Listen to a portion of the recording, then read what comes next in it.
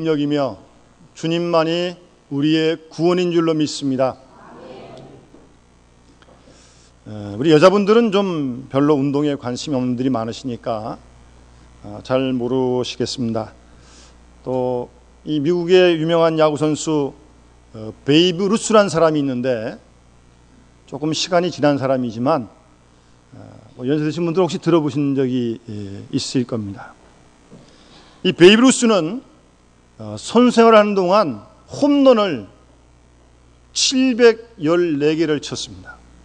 그러니까 76년까지는 그 기록이 최고였는데 지금은 또 다른 선수가 나온 것 같아요. 76년까지는 세계 기록 홈런 왕이었습니다. 그런데요, 그가 홈런 왕 되기까지는 숱한 고난과 실패가 있었던 것을 우리는 잊지 말아야 합니다.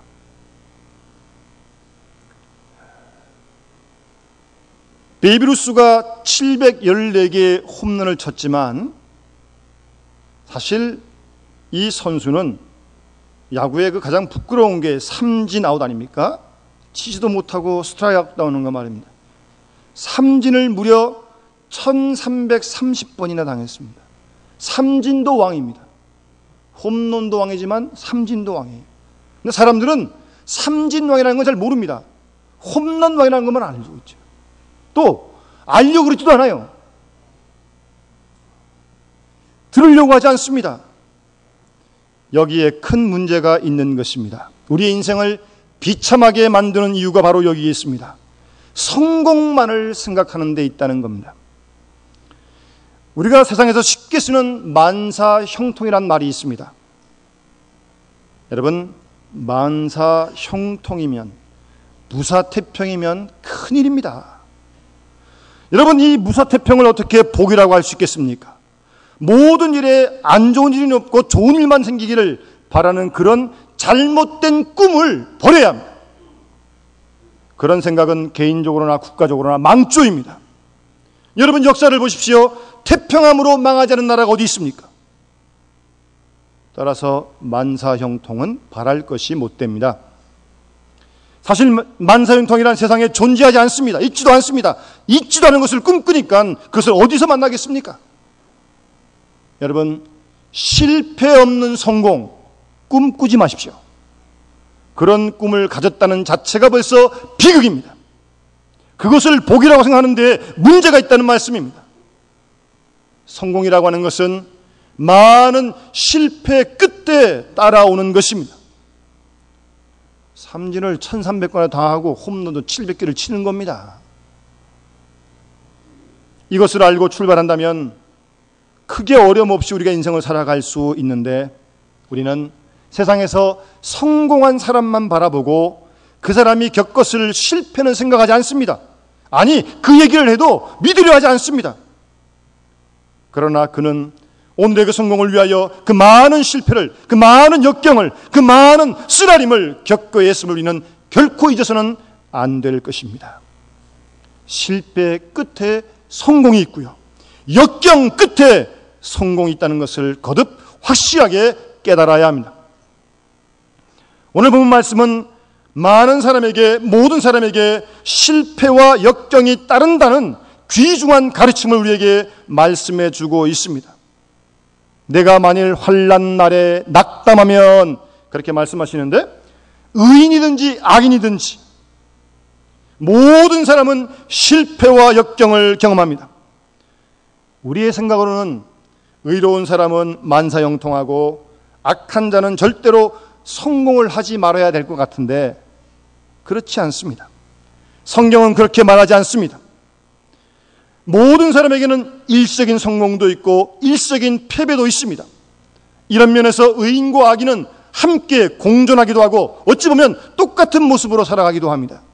그러나 하나님 말씀인 성경은 역설적으로 강조합니다. 악인에게 형통이 있을지라도 그것은 잠깐이며 그 끝은 분명히 멸망이라고 말입니다. 오늘 24장 1절 말씀 보시면 너는 악인의 형통을 부러워하지 말라고 말씀하고 있습니다. 악인의 형통, 잠시 잠깐 지나가는 것에 불과하다. 그러니 부러워하지도 말고 시기하지도 말고 질투하지도 말고 분해하지도 말라고 그렇게 말씀하고 있습니다. 이 좋은 말은 아닙니다만 옛날 어르신들이 하시던 말씀 가운데 이런 말씀이 있어요. 아주 천하에 못된 사람이 세도를 부리거나 그 사람이 하는 일이 참 잘 돼요. 자꾸 잘 되는 일만 생겨요. 속이 상하고 이제 배가 아프니까. 앞산의 호랑이는 무엇을 먹고 사나. 아주 묘한 말을 어르신들이 하셨어요. 뭐 어떻게 들으면 뭐 별 얘기 아닌 것 같은데 이 아주 내심 무서운 말입니다. 예, 앞산의 호랑이는 뭘 먹고 사나. 무슨 말입니까? 앞산의 호랑이는 저런 사람 좀 잡아먹지 않고 뭘 하냐 그 말이죠. 이 아주 무서운 말이에요. 여러분, 우리도 뭐 비슷해요. 세상에서 악한 사람이 돈을 벌거나 출세를 하면요, 이런 생각 듭니다. 아니, 하나님 살아계신데도 하나님 뭘 하시기 때문에 저런 사람 벼락 좀 맞아 죽게 하고 그보다 훨씬 좀 나은 나 같은 사람은 좀 복도 좀 주시고, 그런 생각 우리가 쉽게 할 수 있거든요. 여러분, 그러나 오늘 본문은 우리에게 말씀하십니다. 악인의 형통을 부러워하지 말라고요. 악인의 형통을 부러워하지 말라고요. 악인이 잘 되는 것을 보고 시기하지 말라고 말씀하십니다. 잠깐만 기다리라고 말씀하십니다. 악인이 무너지면 다시 일어나지 못할 것이라고 말씀합니다. 여러분, 악인의 형통을 부러워하지 말고, 잘못 그걸 보고 부러워하고 시기 질투하다 보게 되면 어느 사이 나도 모르게 하나님을 원망하게 되고요, 또 하나님의 공의를 비난하는 결과가 되고 맙니다. 따라서 악인의 형통 질투하지 마십시오. 시기하지도 마십시오. 부러워하지도 마세요. 기다리라고 하나님의 온전한 심판이 있을 거라고 그렇게 말씀하고 있습니다. 오늘 본 말씀은 특별히 16절 말씀에서요, 한번 따라합시다. 대저 의인은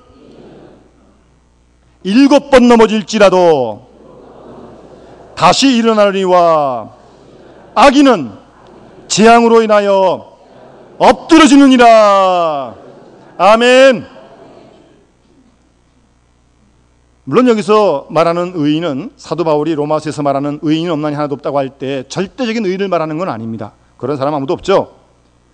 쉽게 말씀드리면 이 땅에 사는 하나님을 경외하는 사람, 하나님을 의지하는 사람, 하나님의 율례법도를 소중히 여기는 그런 사람, 그런 신앙적인 의미에서의 의인을 말하는 것입니다.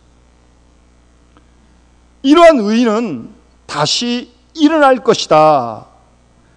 그것을 하나님께서 보증하신다는 말씀입니다. 그가 노력했기 때문에 일어나는 것이 아닙니다. 일어날 때가 돼서 일어나는 것도 아닙니다. 의인은 하나님께서 이렇게 세움으로 일어난다고 그렇게 말씀하고 있는 것입니다. 따라서 하나님의 사람들은 실패를, 역경을 이렇게 받아들입니다. 우선 그런 시험을 당하고 역경을 당할 때, 어려움을 당할 때 하나님을 생각하고요, 실패와 환난을 일시적인 것으로, 일시적인 시련으로 받아들입니다. 큰 일이 아닌 작은 일로 받아들입니다. 이것은 결코 저주도 아니고 심판도 아닙니다. 시련일 뿐입니다. 내가 당하는 이 어려움은 내게 주시는 하나님의 목적이 있는 시련이다 라고 받아들이는 것이 하나님의 사람이요, 믿음의 사람입니다. 두 번째로, 믿음의 사람은 이 실패와 시련 속에서 하나님의 경륜하시는 뜻이 있다고 믿습니다. 그러므로 자신에게 책임이 있고 그 책임은 전적으로 내가 져야 한다고 생각을 합니다. 실패의 원인이 내게 있습니다. 내게 고칠 것이 있고 내게 버릴 것이 있고, 따라서 자신에게 책임을 묻고 자신의 태도를 바꾸려고 합니다. 사건을 억지로 성공으로 이끌고자 하는 것이 아닙니다. 또 다시 하겠다는 도전도 아닙니다. 그런 시험 환난 속에서 자신의 신앙을 정비합니다. 나의 자세를, 잘못된 자세를 바꾸어 갑니다. 내가 하나님 앞에서 어떤 모습으로 살아왔는지 그 책임을 물으면서 나의 태도를 바꾸려고 하는 사람, 이런 사람이 하나님의 믿음의 사람입니다. 믿음의 사람은 또한 이런 실패 속에서 반드시 얻는 것이 있다고 그렇게 믿습니다. 오늘 본문 13절 14절 말씀 보십시오. 내 아들아 꿀을 먹으라 이것이 좋으니라 숭늉꿀을 먹으라 이것이 내 입에 달다고 말하면서 따라합시다. 지혜가 내 영혼에게 이와 같은 줄을 알라. 아멘. 세상에서 가장 귀한 것이 지혜라고 말씀하고 있습니다. 다 잃었지만 지혜를 얻었습니다. 건강을 잃었지만 믿음을 얻었어요. 사업을 잃었지만 친구를 얻었고, 지위를 잃어버렸지만 겸손을 얻었고 진실하게 되었습니다. 이렇듯 실패함으로 얻는 것이 많다는 것입니다. 경영에서 얘기하는 얘기 중에 이런 얘기를 들어본 적이 있습니다.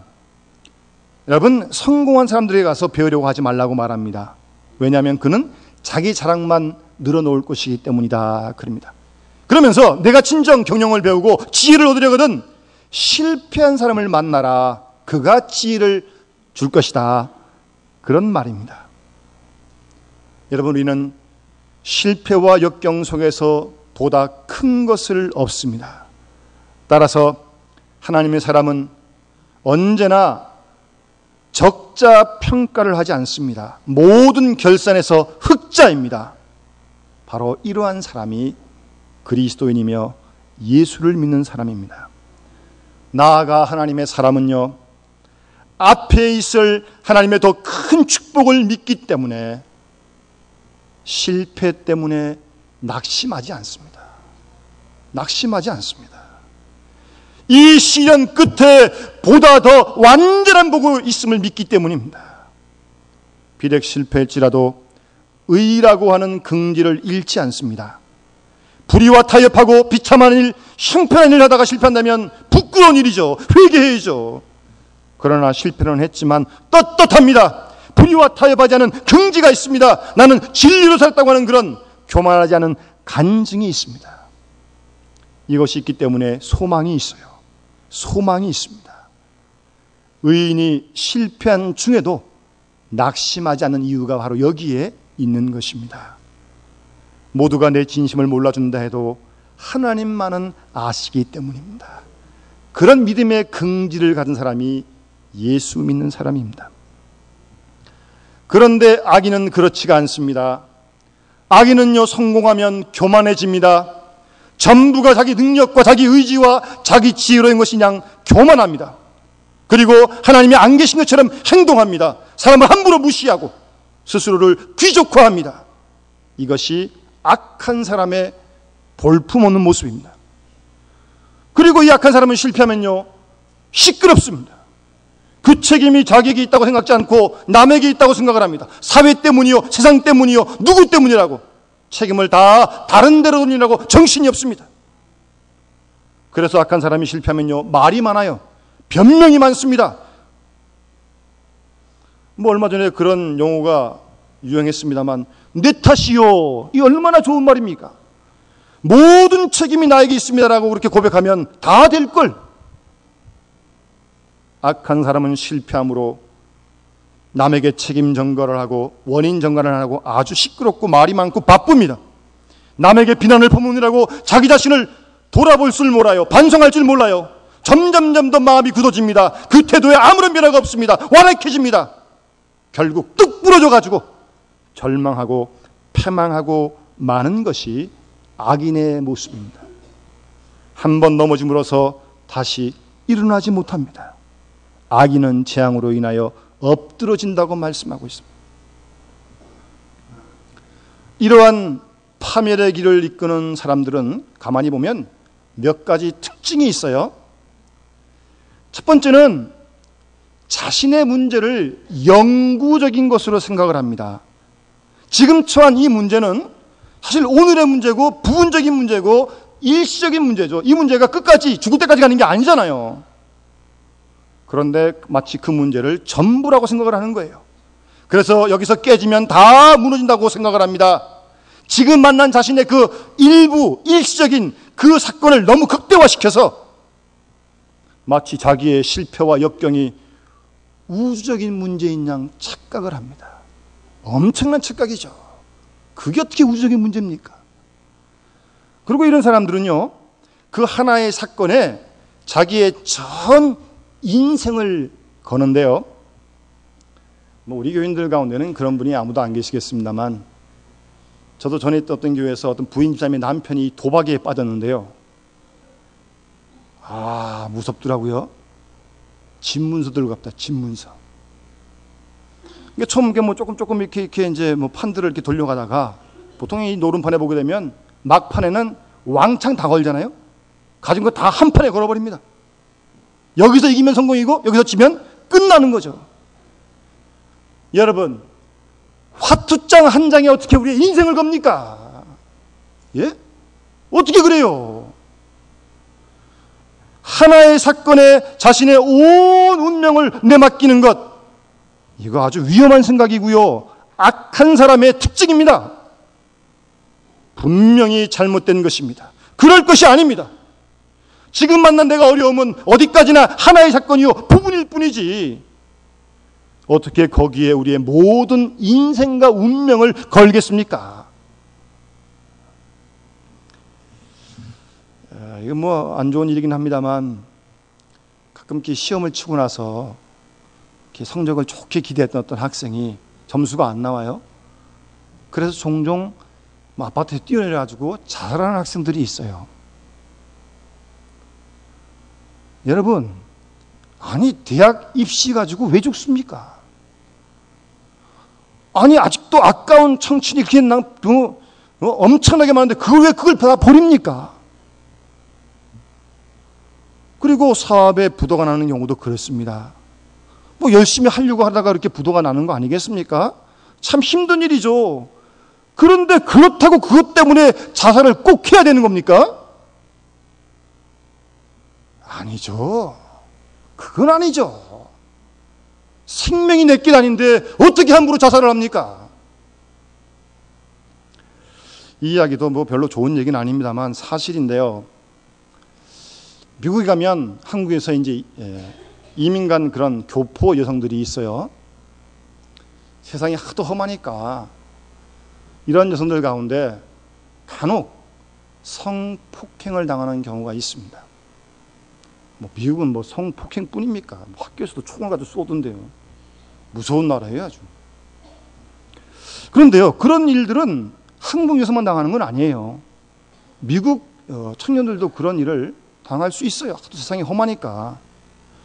그런데요, 미국의 그런 성폭행을 당한 청년들은 그런 일을 당하면 한 일주일 동안 가서 펑펑 운답니다. 그러고는 툭툭 털고 일어난대요. 그런데요, 한국 여성들 가운데서는 성폭행 당한 그 일 때문에 스스로 목숨을 끊는 청년들이 종종 있다는 겁니다. 물론 정조라는 것 정말 소중한 것이죠. 그러나 그렇다고 해서 생명과 바꿀 일은 아니잖아요. 그렇다고 다 끝난 건 아니잖아요. 왜 그렇게 끝나야 합니까?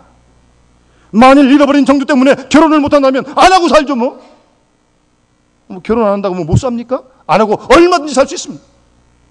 꼭 웨딩 마치를 올리고 화려한 결혼식을 하고 신혼여행 가고 행복한 결혼생활 하고 그렇게 못 살면 다 죽어야 되는 겁니까? 그런 건 아니잖아요. 내 인생의 많은 것 가운데 결혼이라고 하는 것, 그 하나만 포기하면 되는 일이거든요. 얼마나 할 일이 말인데요. 그렇게 고귀한 생을 함부로 이렇게 끝낼 수 있는 겁니까? 여러분, 어떤 일이라도 그 일에 내 운명을, 내 온 생명을 다 걸고 사느니 죽느니 그런 말 하는 거 아닙니다. 생명을 담보로 그러는 게 아니에요. 생명은 내 게 아니니까요. 하나님이 엄연히 우리에게 주신 거니까요.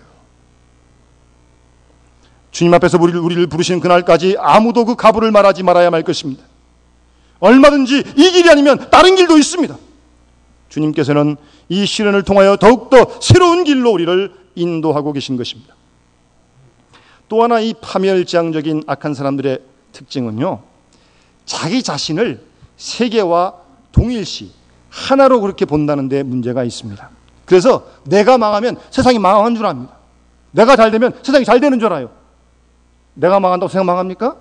끄떡도 않더라고요. 안 망합니다. 나라고 하는 존재는 아주 미미한 작은 그런 분자에 지나지 않아요. 그것을 잊지 말아야 합니다. 오늘 본 말씀은 의인이 어떤 사람인지 우리에게 말씀해 줍니다. 먼저 의인은 지혜가 세상 모든 것보다 귀하다는 것을 압니다. 지혜가 송이꿀보다 더 달다는 것을 압니다. 다 잃어서도 지혜를 얻었으면 된 것입니다. 믿음을 얻었으면 된 것이라는 말씀입니다. 다 잃어버려서도 진실을 얻었다면 결국은 얻은 것이에요. 그러니 실패가 아닙니다. 절대 실패일 수 없습니다.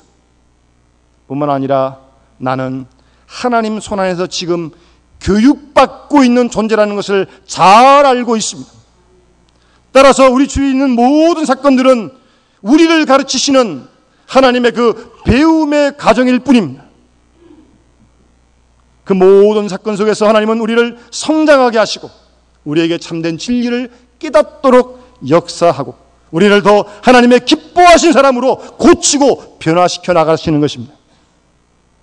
그리고 내가 못 고치면요, 하나님이 고치도록 해주십니다. 내가 못 끊으면 하나님께서 끊게 해주십니다. 어떤 골초인 분이 담배를 하루에 3갑씩 피웠는데 갑자기 어느 날 담배를 뚝 끊었어요. 그래서 부인에게 물었습니다. 어떻게 이렇게 담배를 끊었냐고. 부인이 이렇게 대답합니다. 안 끊을 수 있습니까? 간이 나빠졌거든요. 끊어야죠. 간 나빠졌는데. 내가 못하면 하나님이 끊게 하십니다. 비상수단을 써서라도 하나님이 끊게 하십니다. 하나님께서 원하시는 방향으로 우리를 인도하십니다.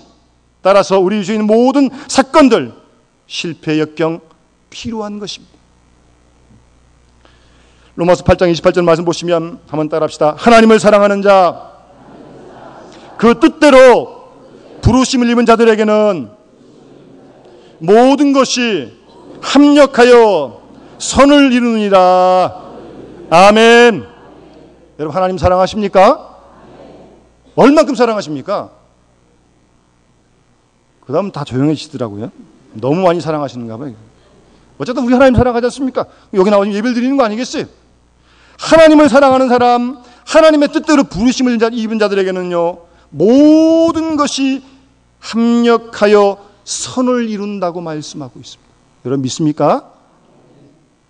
여러분, 미국의 유명한 아브라함 링컨 대통령은 어머니가 링컨 대통령을 무릎에 뉘고 늘 이 말씀을 읽어줬다고 합니다. 그래서 아브라함 링컨 대통령은 평생 이 말씀을 좌우명으로 삼고 살았다고 합니다. 아브라함 링컨 대통령이 훌륭한 미국의 대통령이지만 그가 그렇게 되기까지 얼마나 많은 역경이 있었는데, 얼마나 많은 실패가 있었는데요. 그럴 때마다 하나님을 사랑하는 자, 곧 그 뜻대로 부르심을 입은 자들에게는 모든 것이 협력하여 선을 이룬다는 그 말씀을 되뇌이며 모든 실패와 역경을 이겨서 미국의 대통령이 될 수 있었던 것입니다. 링컨은 그 많은 실패의 쓰라린 경험을 통하여 하나님의 사람이 된 것입니다. 하나님의 사람으로 다듬어진 것입니다. 뿐만 아니라 의로운 사람은 하나님의 약속을 굳게 믿고 사는 사람이기 때문에 절대로 하나님의 사랑을 의심하지 않습니다. 어떤 순간이 닥쳐와도 하나님의 우리를 향한 사랑을 의심하지 않습니다. 따라서 그리스도인은 낙심할 권리가 없어요. 왜요? 하나님이 나를 그렇게 사랑하시니까.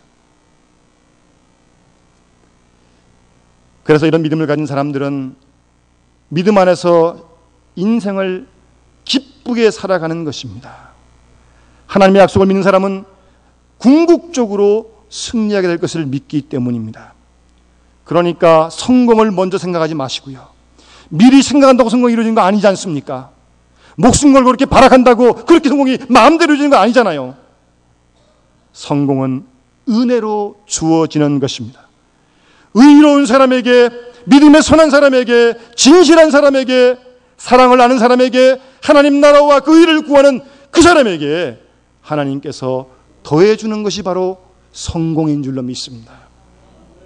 여러분 혹시 7번 넘어지셨어요? 하나님께서 우리 모두를 일으켜 세워 주실 것입니다. 나아가 우리가 경험한 이 실패를 통하여 우리를 더욱더 하나님의 기뻐하신 사람으로 변화시켜 가시며 우리로 하여금 최종 승리를 얻게 해주실 줄로 분명히 믿습니다. 이 은혜가 우리 모두에게 함께 할 수 있기를 주의 이름으로 축원합니다. 기도하겠습니다. 사랑의 아버지 하나님, 감사합니다. 오늘날 우리가 사는 이 현실은 참으로 경제적으로 힘들고 정치적으로 힘들고 또 우리 개인적으로도 여러 가지 많은 힘든 일들을 저희들이 경험합니다.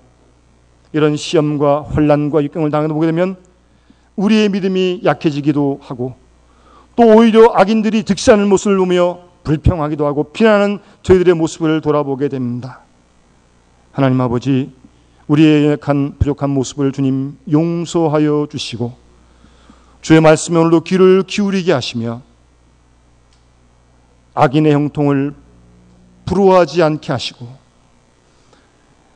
시험과 역경과 어려움을 당했다고 낙심하지 않도록 주님 도와주시고 하나님을 사랑하는 자에게 그 모든 것이 합력하여 손을 이루감을 굳게 믿으며 그 시련 속에 그 환난과 역경 속에 우리를 향하신 하나님의 거룩하신 뜻을 세미하게 분별할 수 있는 저희들이 되어 그런 환난과 역경을 통하여 더욱더 하나님의 기뻐하시는 믿음의 삶으로 변화되어지는 놀라운 축복을 우리에게 허락하여 주시옵소서. 주께서 의인은 7번 넘어질지라도 분명히 일으켜 세우신다고 말씀하셨습니다. 그 말씀을 굳게 믿고 주 손을 의지하고 일어나 믿음으로 걷고 뛰고 달리며 주 영광 드러낼 수 있는 우리 모두가 될 수 있도록 하나님 축복하여 주시옵소서. 주 예수 그리스도 이름으로 간절히 기도드리옵나이다. 아멘.